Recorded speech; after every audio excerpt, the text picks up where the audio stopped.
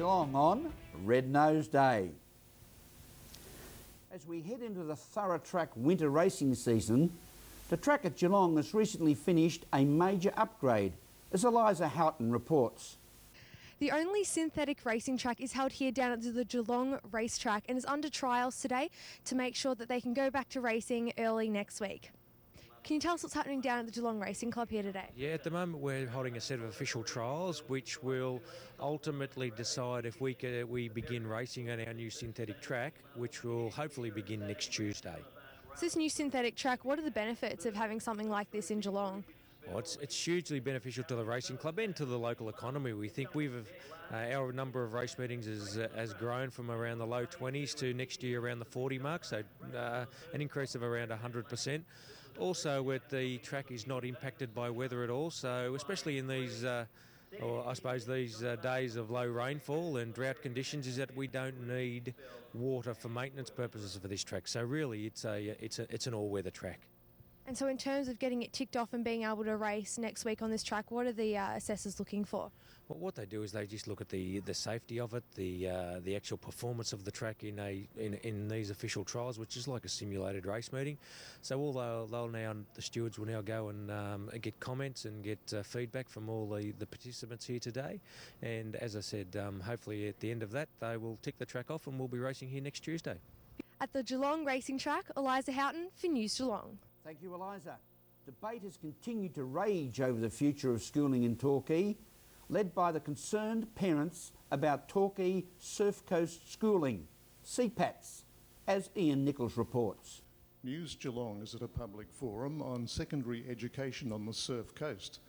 The meeting being held tonight at the Torquay Football Ground is a forum which has invited leading politicians, including the member for South Barwon, Michael Crutchfield, the member for Western Victorian Province, David Koch, and the Shadow Minister for Education, Martin Dixon. More than 100 people have braved the elements this evening. It's a very cold night to hear the latest update on secondary and tertiary education for this region.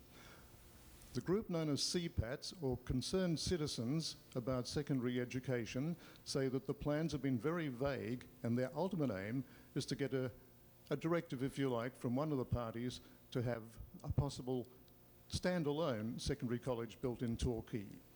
The organiser of tonight's event is Glenda Aronson. Do you think it went well? Do you think are we any of the wiser as a result of tonight? I think we've gotten it out to the wider community. I think we've been able to provoke thought among the other people that were here, as well as from the gentleman that came and took part on the panel tonight. Hopefully we'll get a little bit more information forthcoming now and to be able to see a little bit more about where we go from here. I'm quite pleased with the group that we had arrive tonight and those that participated. I think we had some people that had really interesting concerns to put out, thoughts to put across, and further to get a little bit more information maybe forthcoming from the government now. It looks like the people here tonight, there's more than 100 people at this forum, are all in accord that a new standalone secondary school should be built in the possibly Torquay North area. That's right. I think the overwhelming feeling of this meeting is that they want a separate secondary college. I think they're pretty upset with the consultation that's gone on so far. I think it just seems to be quite ad hoc. So I think people are upset about that.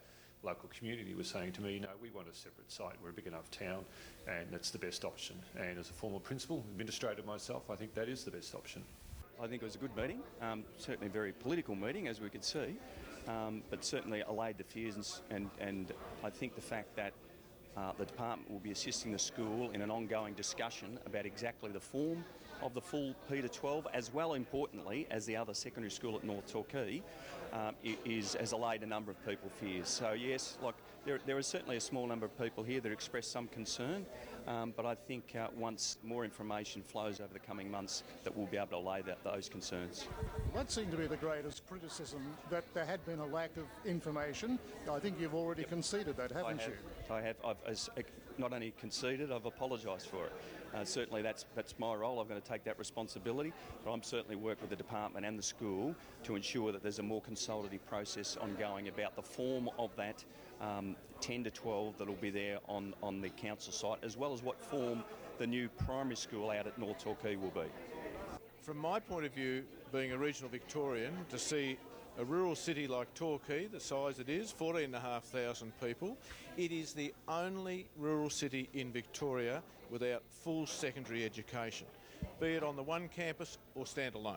Thank you, Ian. The Cup is a movie being currently made that tells the true dramatic story of a jockey. Thanks, Graham. We're at the Geelong Racing Club and we're on the set for The Cup. Of course, the Damien Oliver story, The Cup, is being filmed here.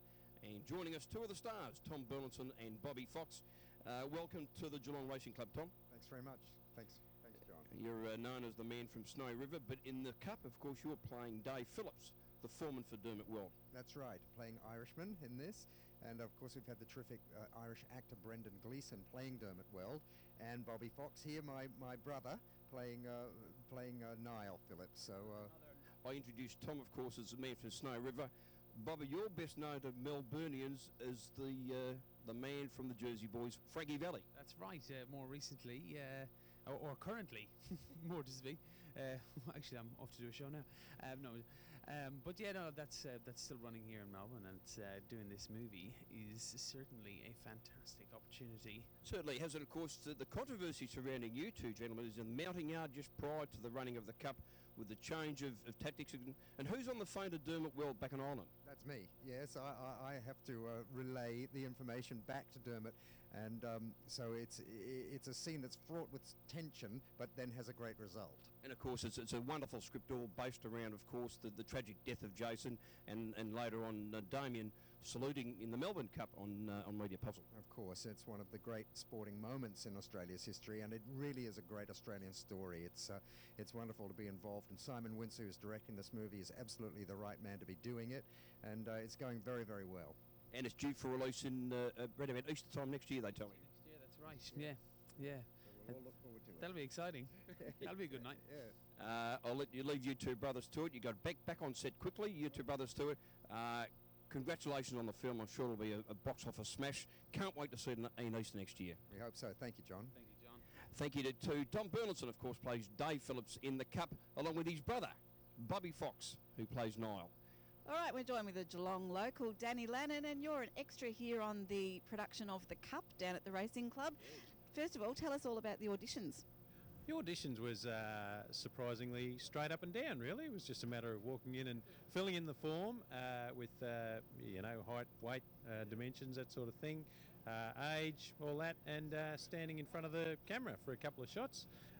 I'm the man in the crowd, or one of the many, so it was great. There's various people as owners and trainers and journalists, cameramen and strappers, all sorts of gear. You've had already one day of filming, so what time did that start? We started 6:15 yesterday, checked in, so everyone lined up and got their forms to fill in and all that sort of gear. It was extremely brisk, extremely brisk. We were out on the lawn by 9, watching the horses start to parade, all that sort of stuff, and it was freezing. Absolutely, totally numbing. Toes numb for a couple of hours. I don't know how the ladies did it. They are among the real heroes. They're in the open-toed shoes, had to take their coats off. It was brutal, really was. Talking to some people before, they were saying, it's not just about a horse or a horse race. It's such a personal story, a family story, and it's very powerful. Here at the Geelong Racing Club, on behalf of John Dunn, Meryl Friend, News Geelong. Thank you, Meryl. You're with News Geelong here on this Friday as we go to a break and return with sport and weather after this.